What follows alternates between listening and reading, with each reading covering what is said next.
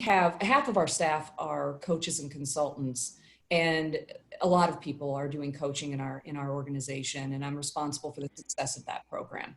So it's really appropriate that I would talk about ROI today because measuring it is one of my duties. In my role as the director of organizational development, of course, I have responsibility for training and development programs, but also I'm a coach. And so I spend about 20% of my time doing coaching. That works out to be roughly a client a day, give or take. It changes day to day or week to week. And one of the things that I really love about the way that we do coaching at Pradco is we have a very clearly communicated coaching process that we follow, and it's aligned with research-backed methodology, and I'll explain some of that as we go today. I'm also admitting a few people in as we go, so pardon my eyes wandering all over the place. I'm a host, so I'm going ahead and grabbing those people. So one of the things we focus on is continuous improvement. And I think that, we were talking as in the networking piece about everybody getting used to Zoom. And I think it was Seema who said, kind of getting tired of being on video. I can totally relate to that. I have a television background, and yet I am kind of exhausted of the video from day in and day out, meeting to meeting to meeting. But what I like about it is it's enabling us to still be together and to get used to exercising some new muscles. And we do that with our coaching practice too at Pradco. For instance, tomorrow we have a Zoom meeting, and it's our monthly coaching collaboration meeting. And that's a time when all of the coaches come together. We have a designated topic and we talk about best practices around that. We bounce ideas around. We talk about what's working, what has worked with other clients for us. We ask questions. We may talk about what didn't work so well. And it's a great exchange of information, just giving you a sense of how dedicated we are to ROI, making sure that we're having good outcomes for our clients, continuously improving. So today I'm going to show you detailed ways of how we do that at Pradco. And again, I'd love for you to chime in along the way. I heard several of you say that you have new coworkers, and I can relate. My companion every day is my 8-year-old son, and he's awake and running around. And so hopefully, he's going to do what he needs to do. He's got homework he has to work on, but if I hear a crash in the background, I'll probably have to address that because it's just the two of us. So I think you can relate. All right, a little bit about Pradco. We've been in business since 1955. This is our 65th anniversary year. What a year to have an anniversary celebration. And just a high-level overview of what we do. You can see here we help organizations hire the right people. And what that looks like is using assessments. We have assessments for all levels, from hourly workers all the way up to the C-suite, and they get more robust as you go, those assessments. But they all measure behaviors, and I'll talk a little bit more about that.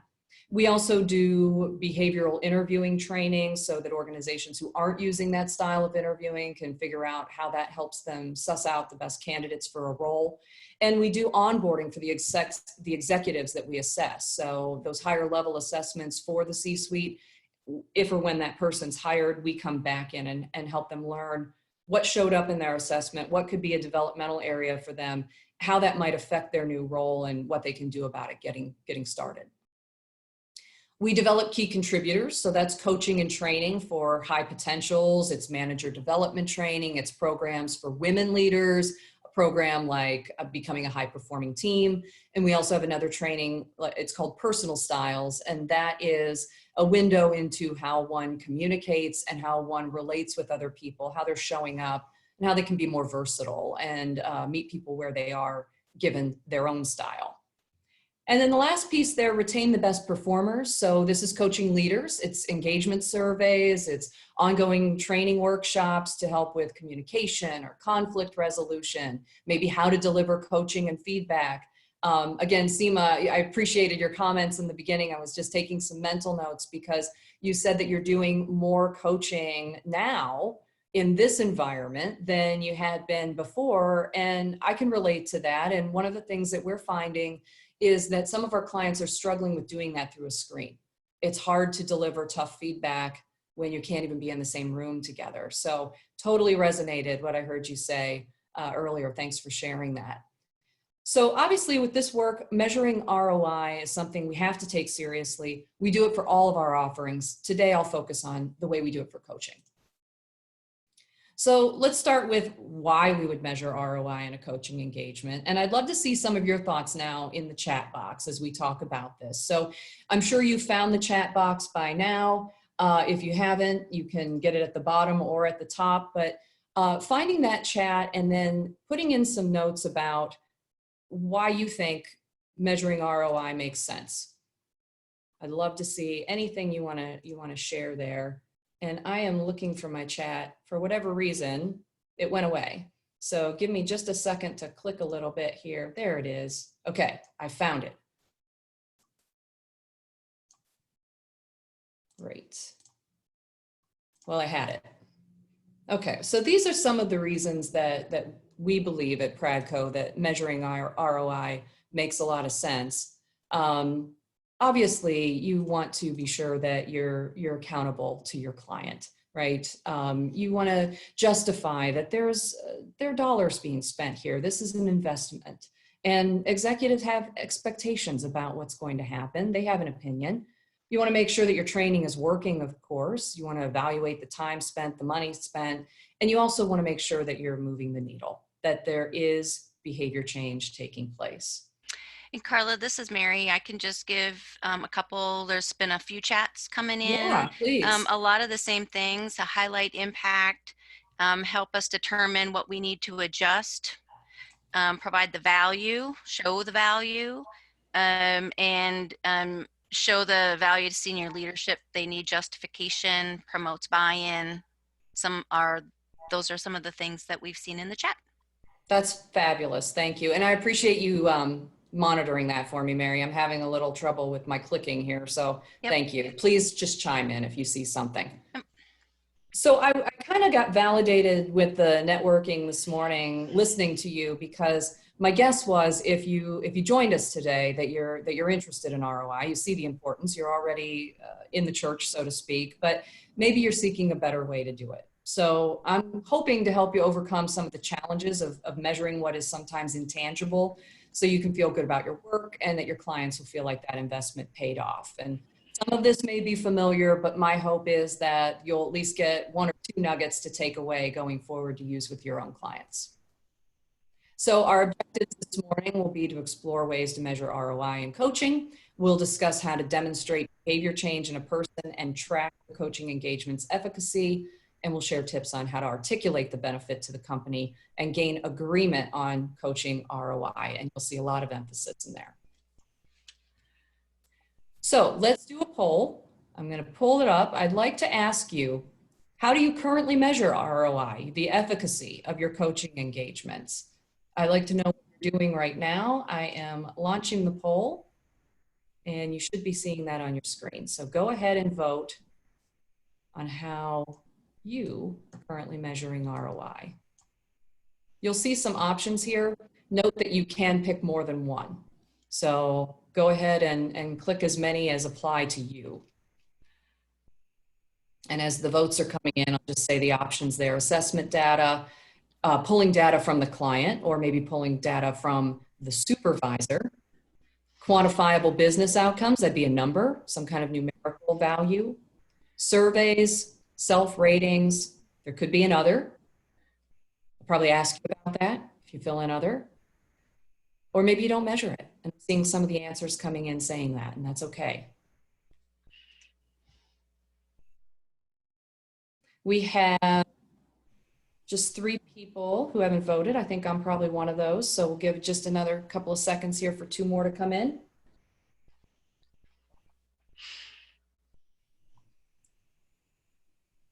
All right. Anybody else feel like voting today? Oh, we're just missing one. I want to give you a chance. I don't want to close it out. I think that's me. It's Terry, and I'm a host, so I can't vote. Oh, okay. Got it. All right. Then I'm going to end this. Thank you. And let's take a look at those results. So definitely a lot of variety in the answers here, which I like.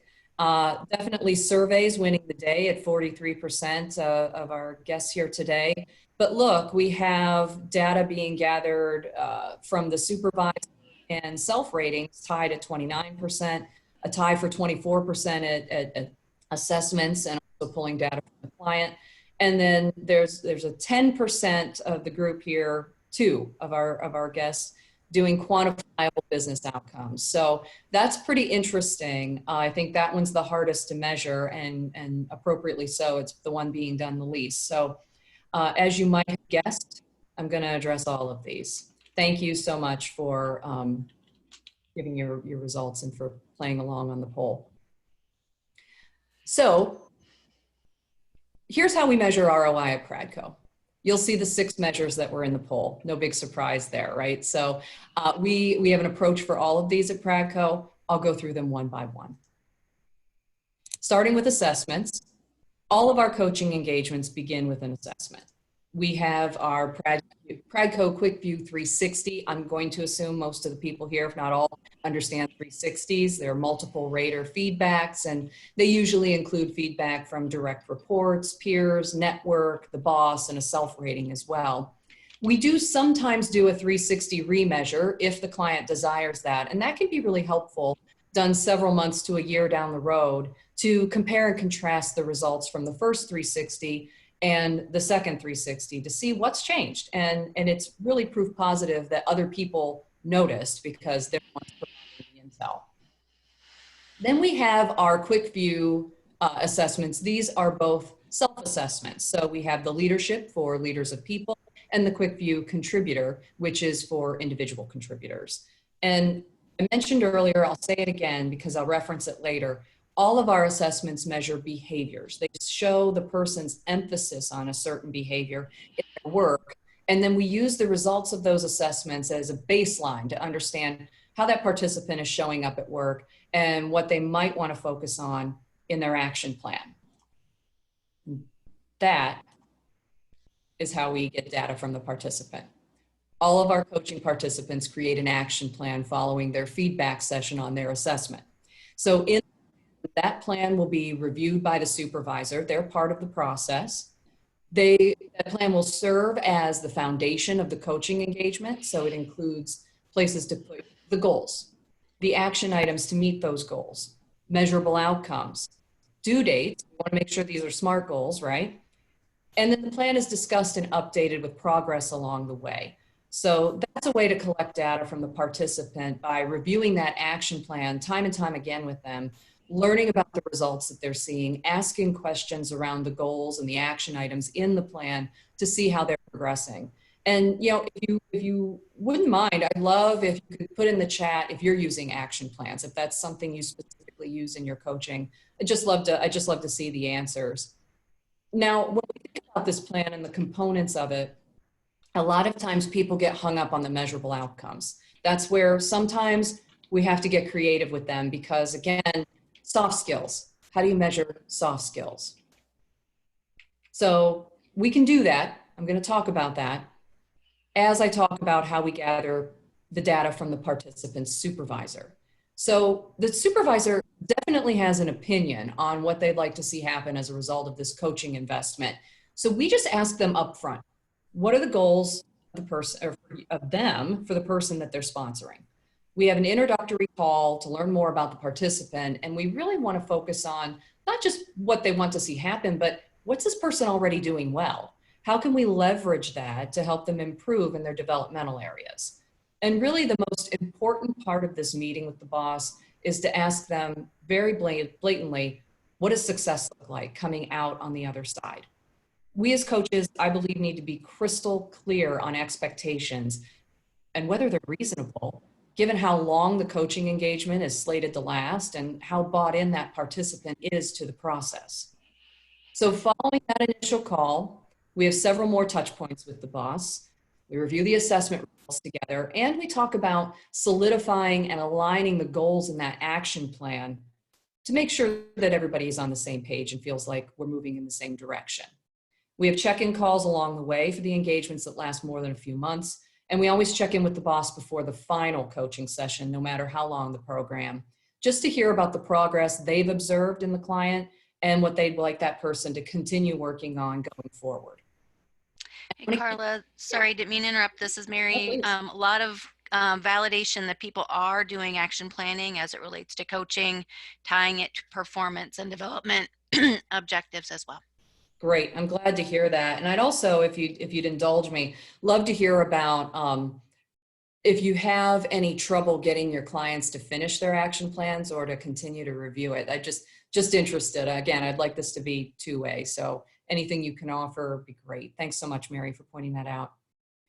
Now, I'd like to give you an example of when I think it's crucially important to define expectations on outcomes early on with the boss. So if you've ever coached someone who is having trouble effectively managing their emotions, you know that it is not going to be a streamlined solution. Emotional control is a little harder to coach than, say, maybe having someone become a better active listener. So I like to be very deliberate about setting expectations with my clients and the boss right up front. So typically, clients who need to be a little more even-tempered first need help recognizing their triggers, right? Then they can figure out what an appropriate response looks like, and then they have to practice doing it, which is not going to be perfect the first several times.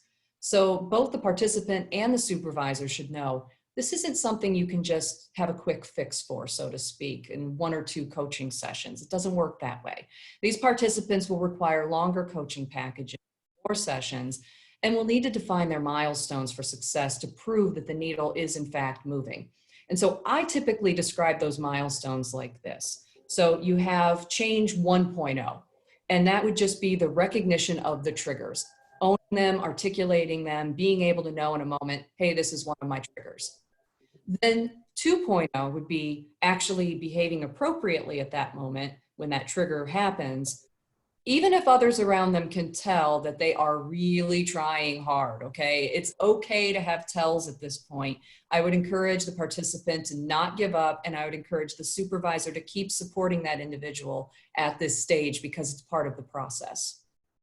And then the 3.0 behavior change, that's when behaving appropriately comes with fewer tells. It's not so obvious to everyone around them that they are really trying to show restraint at this point.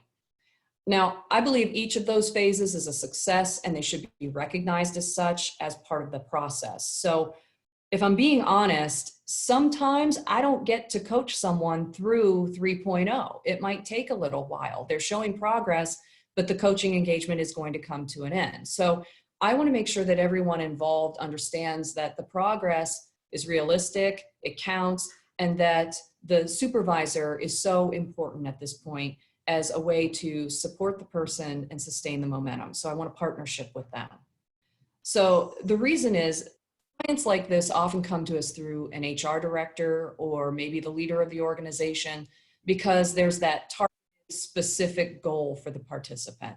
And in these targeted engagements, in these cases, the goal is probably to change the way the person is doing their work, not necessarily what they're doing. I'm sure you've had cases like this too. And they may even have a lack of awareness around the issue or a lack of motivation to do anything about it. And that could be getting in the way of their performance and also their career progression. So there's a difference there than the developmental engagements we do, where those are more focused on high performers getting to the next level. It might have something to do with succession planning.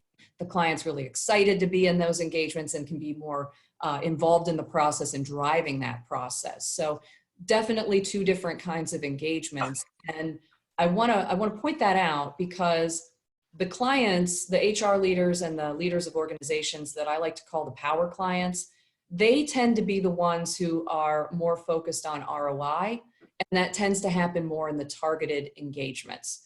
And so you're going to hear as I go through some of this later material, there might be more of an emphasis on the targeted engagements, and I recognize that, and I wanted to call that out.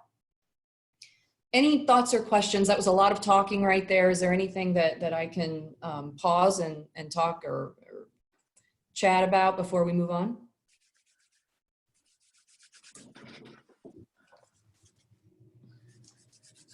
Okay. So the power clients, those kind of bosses, they're the ones most likely to ask for some quantifiable business outcomes to measure ROI. So Pradco has developed 4 ways to calculate numerical ROI. And the formulas are done by our own research staff. They're kind of proprietary and they're math. And so I'm not going to get into that today. I'm not going to show equations, but I will tell you the thinking behind them, and you could easily create your own.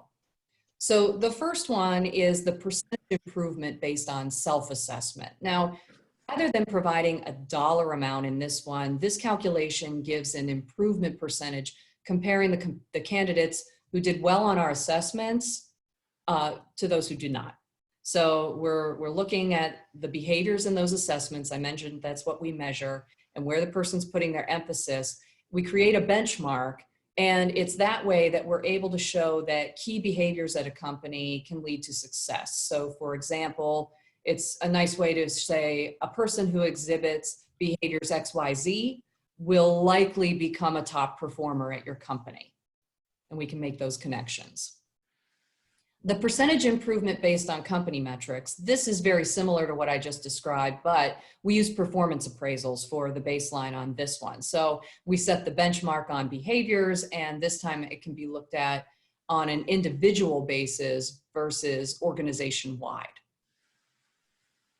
When we look at the pre and post Pradco analysis, this is looking at data before and after Pradco started working with the client. So there might be a key indicator. It could be a sales number or maybe a reduction in turnover. And when we partner with the client on where they are today and where they'd like to be, we can tailor our coaching sessions to focus on actions that can move the needle on those KPIs and then measure the difference at the end. We can often attribute an actual dollar amount to the change, and we can do this at the individual and the organizational level. We just have to make sure we set the parameters up front. And then the individual metric-driven ROI. So in this scenario, we know there's a target the client wants to hit. Perhaps it's a production increase being sought. So we'll look at the metric and how it's been improved over the course of the work with Pradco, factoring in the revenue for the company and sales, and maybe even the savings in manpower due to some increased performance. And then we subtract our fee for services, right? We have to factor that in too. We had a recent client who was charged with learning to think more strategically. We had a long coaching engagement with him. By the end, he had saved the company $5 million with a decision he'd made for his unit. So that's amazing ROI.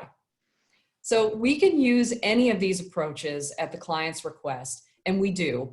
And clearly, they need to be in this partnership right from the beginning so we can make a lot of decisions about how we're going to gather data right from the start and be very intentional about it. So during that initial call with the boss that I mentioned is a time to really start talking about what does our ROI look like to you? How do you envision it? How can we make sure that we have what you're looking for at the end? Now, from our standpoint, we know what's always important in a coaching engagement from the mechanics of the coaching, right? So no matter the individual goals, we want to track through surveys some of these things. So Pradco clients receive a survey at the end of every coaching engagement, and we ask, how effective was it at helping you enhance your self-awareness? Did you enact behavioral change? How was your experience compared to your expectations? That can vary, right? What aspects of the coaching were most helpful to you? We want to know what really resonated, what's sticking with you afterward, and what changes you made as a result of that experience. And the survey is, and I know a lot of you are using surveys, that can provide some pretty powerful data and indicators of ROI. So this is just one example from our surveys we track over time.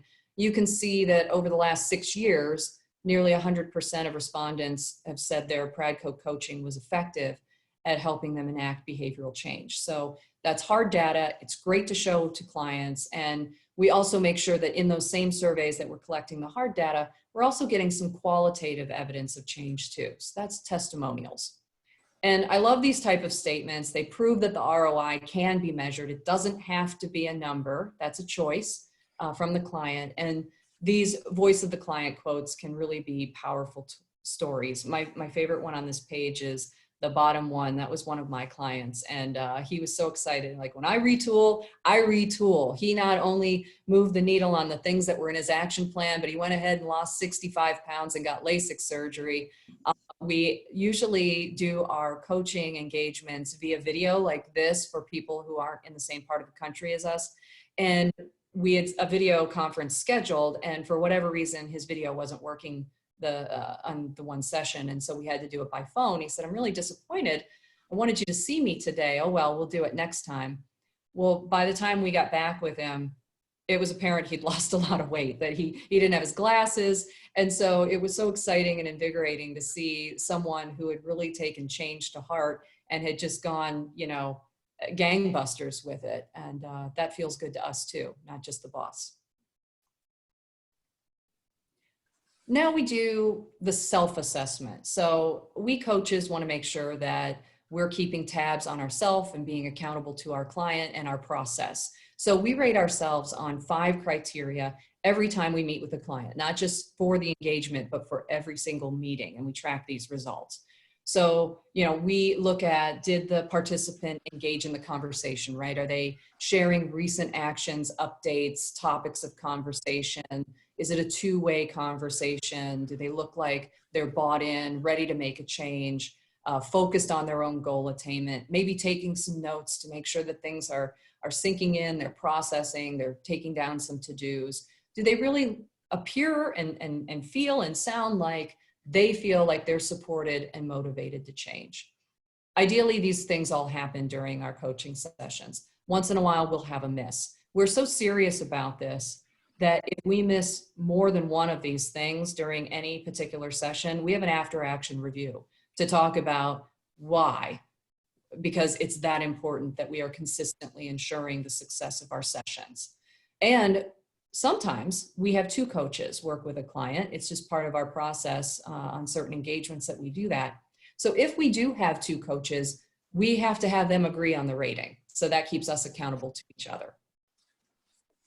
Now I want to show you how measuring ROI in the ways that I've described aligns with research-based academic measurement methods. So I mentioned that we have our coaching philosophy and methodology, and this will look familiar to many of you. It is aligned to Kirkpatrick's taxonomy, a very popular model for evaluating the results of training programs. We use this to measure our ROI. And if you're familiar, you know that I popped the ROI up there at the top because that's the way I want to look at this pyramid to illustrate our ultimate goal. So before I unpack each of the tiers, I want to put a little more text there on the screen to show you how Pradco's coaching philosophy and methodology builds into the Kirkpatrick model. So we'll look at each level from bottom to top.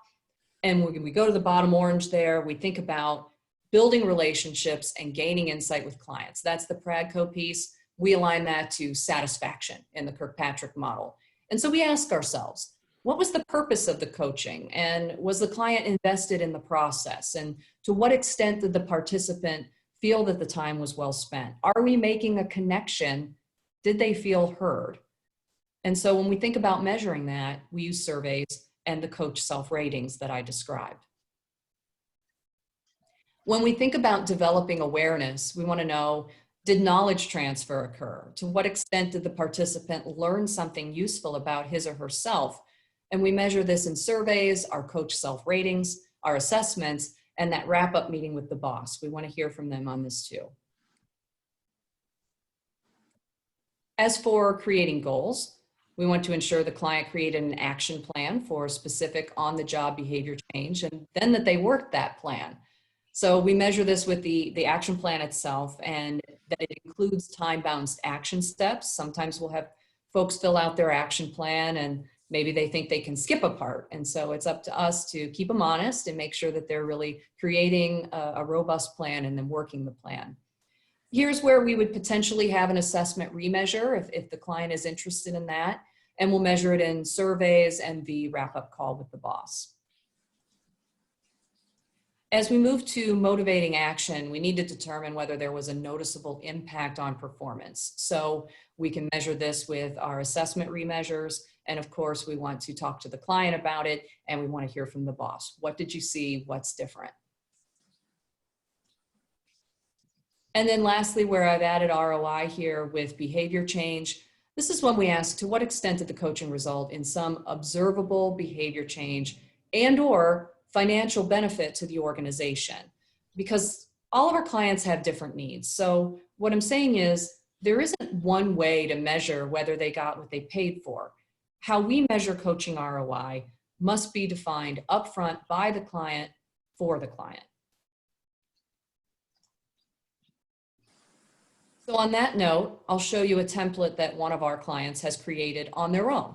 And this goes with every coaching participant from that company. They're expected to complete this at the conclusion of their coaching engagement.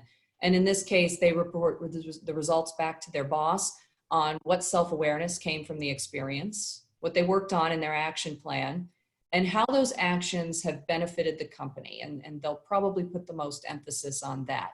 But what I would like to point out about this very simple and effective formula for reporting results back to the company is that this is a formula for storytelling.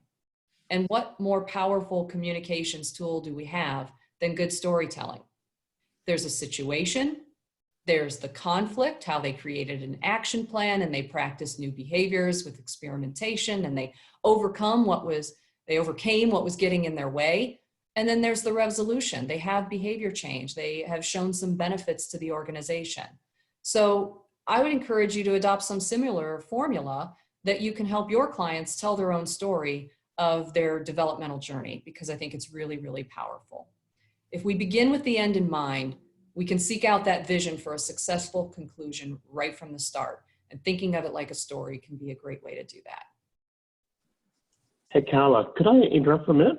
Please. This is Russell, and this is excellent, actually. The storytelling piece is so interesting because when I describe how I engage with folks as an enterprise architect, part of my role is kind of business strategist and joining up with technologies, and also part of it is, I always say, psychotherapist.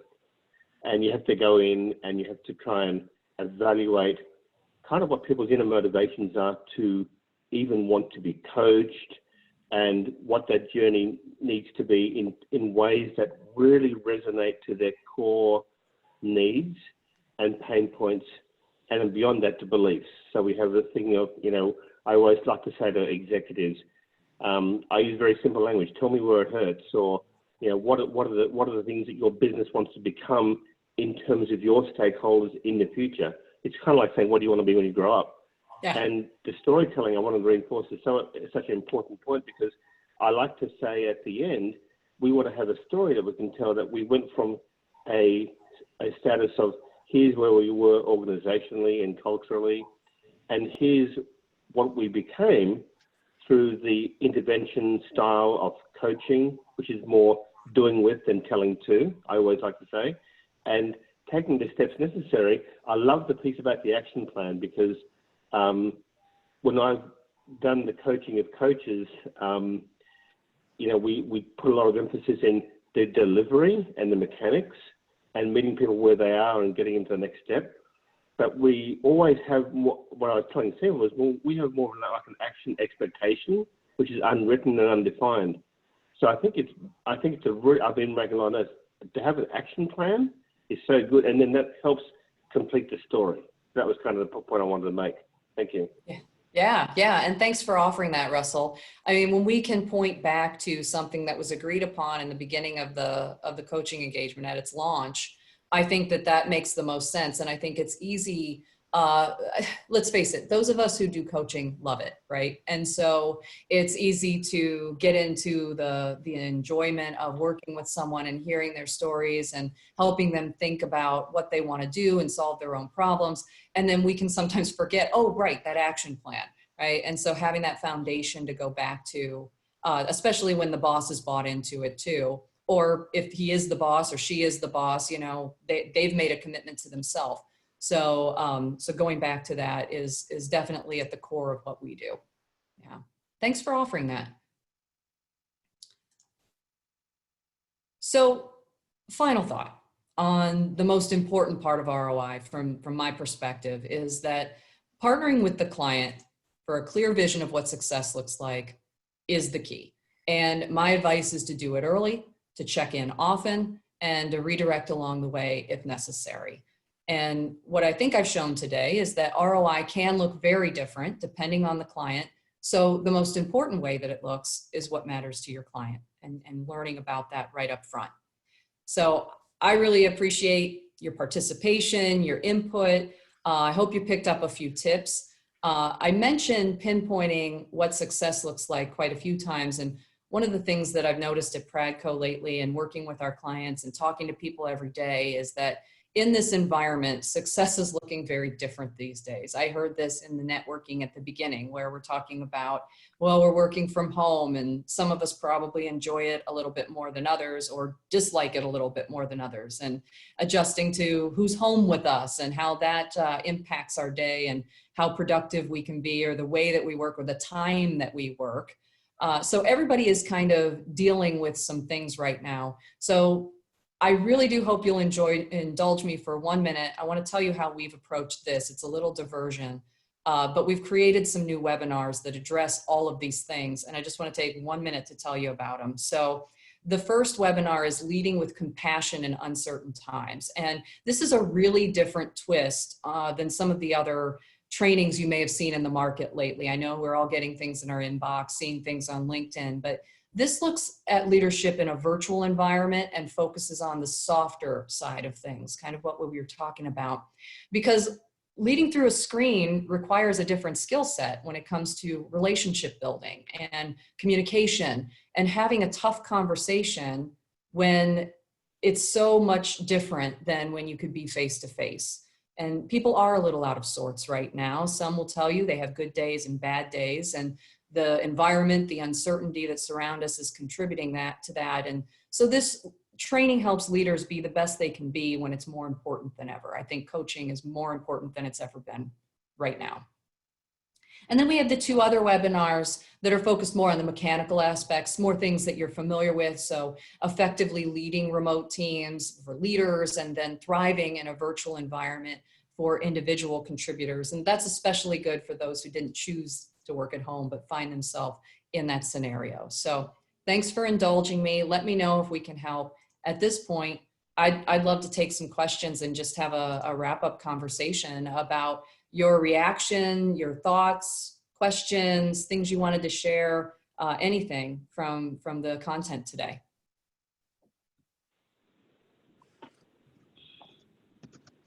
Carla, this is Dana. I just made a comment in the chat session too about your topic on compassion, because I do think that's so important with people having anxiety around these uncertain times, and not everybody's dealing with it the same. They may, even if they're working, they may have a spouse or a child that isn't, or if you're not talking to them and demonstrating some compassion, then you don't know what it is that they're dealing with. And I think that's a really important piece right now. Thank you. I completely agree. As a coach, I work with people who get vulnerable on a regular basis, but what I'm not used to is that the new normal being that people are vulnerable. And so many folks that I talk to, whether I work with them or work for them, there's that crash in the background. I knew would happen sooner or later. I don't know if you've heard that. But the people really need a different kind of support from the people around them right now. And I'm glad you mentioned that. And the compassion piece is different. And so I'd be happy to send information to anybody who's interested in learning more about that. Yeah, kind of to tag on with that, one of the things that I'm finding is the staff, at least for my staff, is they're struggling, being at home, being with their kids and trying to work. And they have such a high work ethic concept in them. They actually feel bad having to step away because they have to deal with their kids, or, especially some of these kids that are doing the online schooling, but they're still young.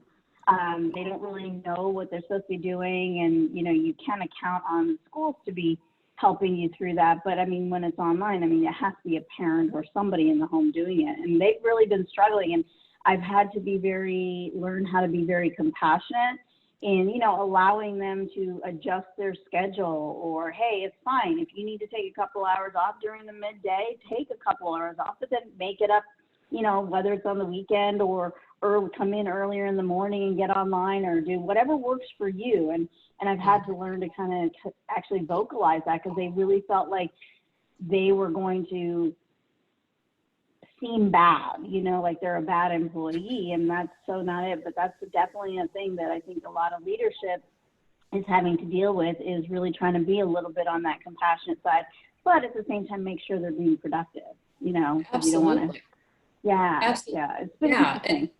It is. Thanks, Seema. I appreciate that. I am going to put up my contact information again because I was asked in the chat, but to go with what you were saying, Seema, I'm one of those people.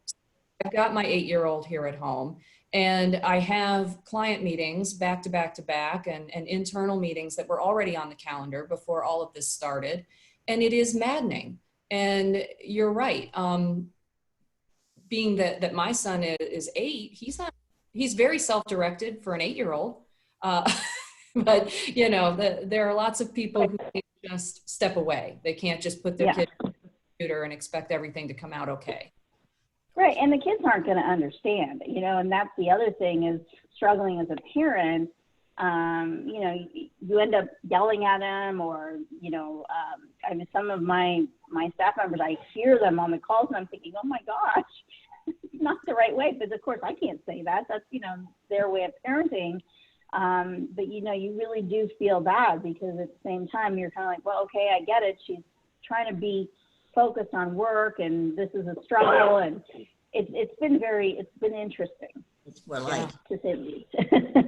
participant. Yeah.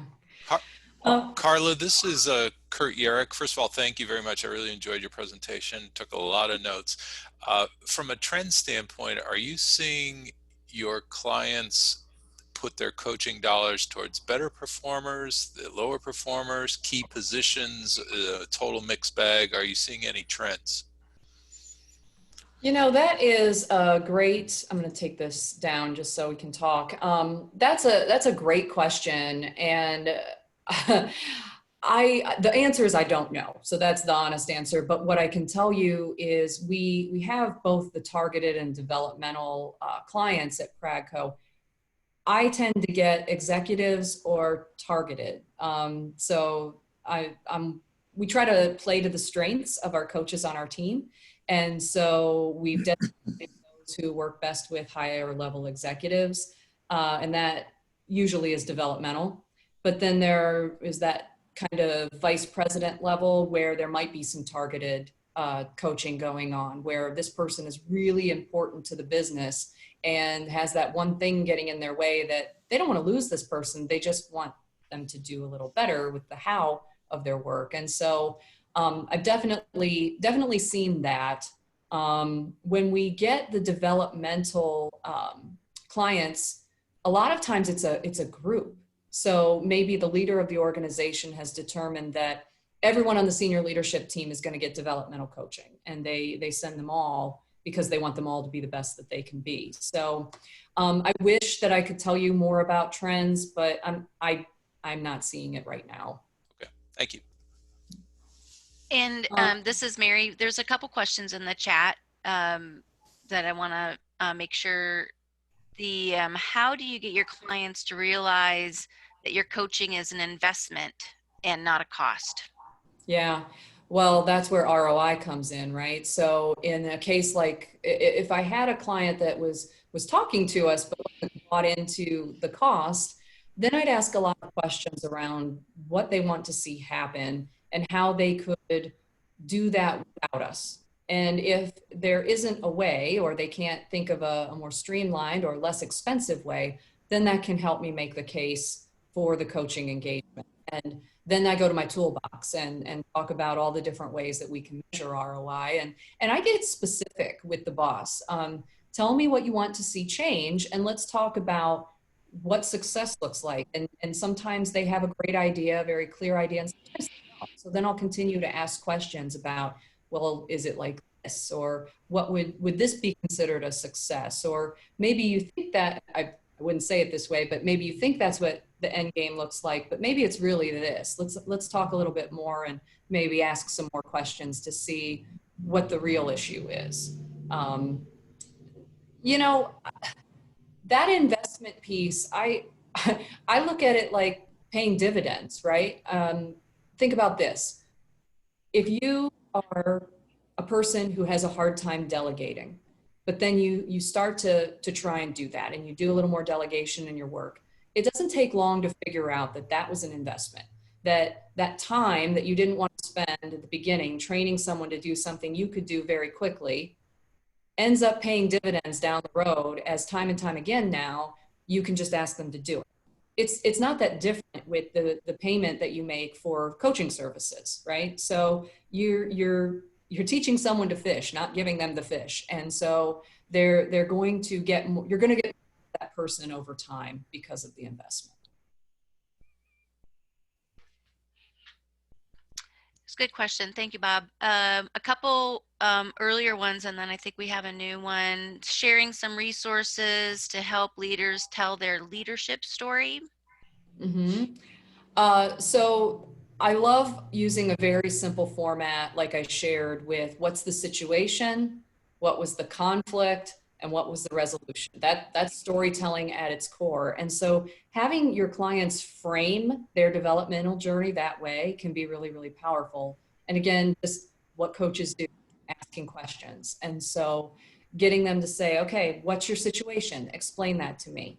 Okay, so now you've said, well, I'm trying to interrupt less often. Okay, how are you going to address that? They create an action plan. Maybe one of the things in there is that they have a trusted colleague that they have partner with them who can give them some direct one-on-one feedback that doesn't feel so stingy because they're friends. And then maybe they develop a way to have a high sign in a meeting. If they're doing this interrupting in a group setting, the colleague's going to give them some nonverbal about how not to do that, right? So then they have some measurable outcomes. And that becomes the conflict of the story, right? I had this situation I had to overcome, and I found a way around it. And what I did was I enlisted a colleague to help me, and I started these new behaviors. And then the resolution is I don't interrupt anymore, and I feel better for it, and people enjoy my company more, right? So I really think that simple formula can go a long way. Great question. Thank you. Just a couple more. I think one that might be easier, getting the details to register for some of those webinars. And my mind goes to, you know, as we remind leaders to be compassionate, there's probably a coaching opportunity there to help them do more of that. Yes. But I imagine we just go to your website to find out more about those webinars. You can. I'll tell you, it's probably faster to just email me and I can help you out. So I can put my email in the chat here. Okay. Do that here. There you go. And I'd be happy to tell you more about it. We're finding that the content is resonating. It's very timely right now with what folks are dealing with. Thank you.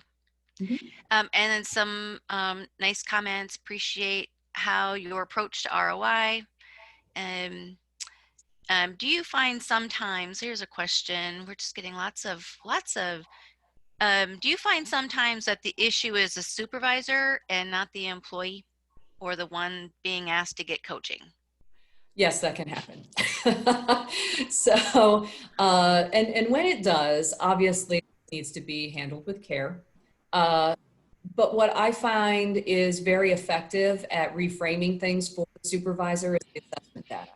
So especially in a 360, we might see that the multi-rater feedback on different behaviors is pretty well aligned between the different groups of people, but the boss is the outlier. And that's when we can start the conversation.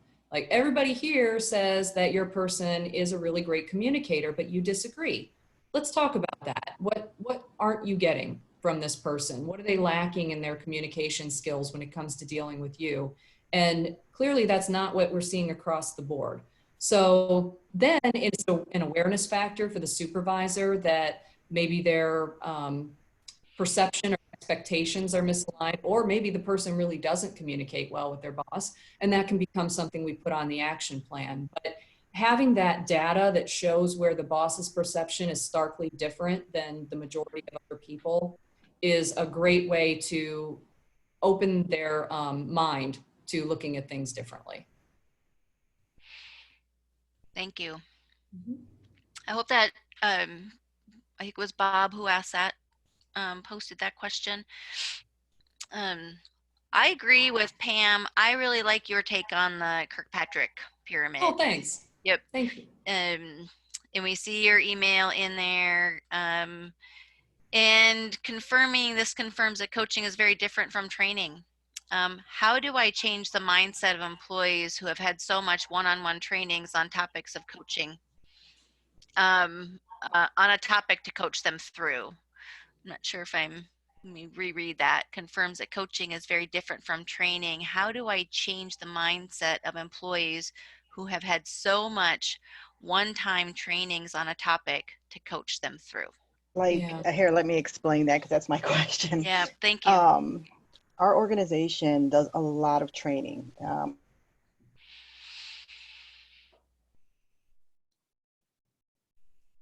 Are you with us, or maybe? Yep, I think we just lost Maria. Maria, if you come back, please interject. I think what I'm interpreting from the question is, how do you show the value of coaching to people who have already had a lot of training? I think that's what I'm seeing here. And so I would say that the unique value of coaching is that it's one-on-one. And so you can go so many levels deeper in a coaching engagement to really have the person bring examples of what's gotten in their way, what they're being challenged with, and talk to them about how they could do things differently and frame things differently. And it's different than training, say, in a group format where it's kind of, a topic that probably relates to everyone in the room. And it's a great approach and it's great training. Here's what you can do. And it applies in a lot of cases. But what you don't get there is then the one-on-one to talk about the nuance of your own situation. So you go to a training about, say, conflict management, and you learn best practices for opening up that tough conversation and applying it and keeping the problem separate from the person. And you walk away and you feel like you've got some tactics. With coaching, you can actually say, okay, I can do those steps, but here's what I think will be more challenging in this particular situation with this individual, because here's the history and here's what I know about them. And so, I mean, coaching is higher value, in my opinion, than training when it comes to solving people issues. So I hope that's helpful. Thank you. Craig has a question. Craig, did you want to come off mute and ask your question?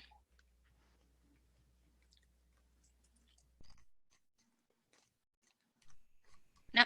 Andy is just kind of reiterating, coaching can help, can be the key to leveraging the training. And I agree with that. Training can get you so far, right? Yep. It doesn't maybe always result in behavior change. I totally agree. And a lot of times we package in coaching with our training programs for that reason. Yep. So just lots of agreements here. I want to see if... I have a quick question. This is Allison. So Hi, Allison. I know that a lot of our employees, see the value of coaching. But to be honest, I think a lot of people are a little overwhelmed of the whole process. And so I guess, do you have any recommendations of, I guess, just showing them like that the time is worth it? And I know, especially with training, if there's a topic that someone is interested in, they are more than happy to attend, whether it be a day or a half day of training. And then it's kind of like that checkbox is marked off, where I guess committing to like a full coaching relationship just kind of sounds like a lot, especially when we're all inundated with a lot at work. So yeah, if you have any recommendations of how to really influence going forward. Sure. And Allison, if you don't mind not muting yet, a quick question for you. Are you generally speaking about where a client maybe didn't choose the coaching, doesn't see it as an opportunity? Yes and no. I think we've seen both ways. We actually have coaching as part of our management leadership development series, and it always seems like that part is the one that individuals are kind of the most stressed about. I don't know if they feel like there's more pressure because part of it is on them now, you know, to create those action plans and to really initiate and be proactive. Yeah. But yeah, we noticed that most of the stress is around that area. Yeah, I'll tell you, the higher level people that I work with definitely can feel the strain of time, one more meeting on their calendar. But the way that I see working with the client to be excited about the opportunity is a couple of things. So how can they be part of the process? Can they maybe pick their coach? Can they learn more about who's available and what their skill set is, and maybe even have a pre-call so they can see if there's any chemistry and feel good about the person that they're working with? And then I also think they need to be able to see the future, and they need someone, whether that's HR, their boss, a colleague, but someone to help them see how going through the journey and coming out the other side will make them better, and they're going to feel better about it. I think it's twofold. Okay, yeah, that's very helpful. Thank you. And we have time for one more question, and Craig has posted it, and I wanted to just get this to you, and then we'll probably want to wrap up so we stay on time. Measuring ROI seems to be based on subjective input, even when it's quantifiable. For example, quantifiable monetary business outcomes. Is this a correct observation? Do stakeholders ever complain of this? And is there a purely objective way to measure it? Yeah. That's a fabulous question, and I appreciate it because we go to great lengths to try to make sure that we're doing that. And I say try because I don't think that there is a perfect method.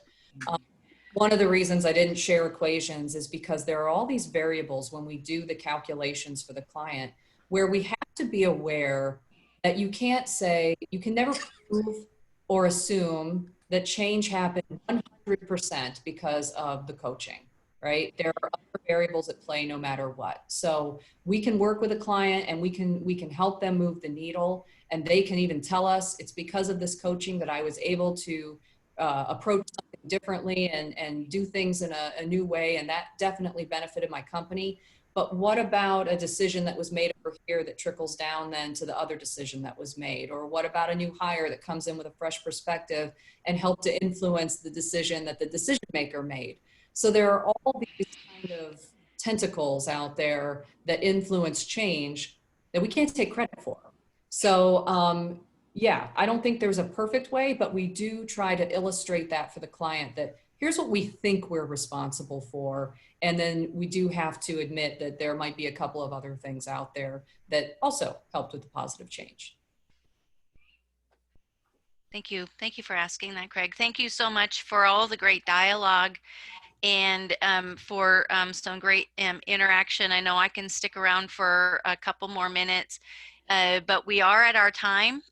Carla, thank you so much. Lots of comments of good to be thinking about this, and I think you've given us an awful lot of useful tips and tricks. We are going to, we've made this recording, so we'll give it to everybody who registered, and all but 2 people who registered showed up. So that's a nice response. I really appreciate that. I'll hang out for a little bit, Carla. Everyone have a great day.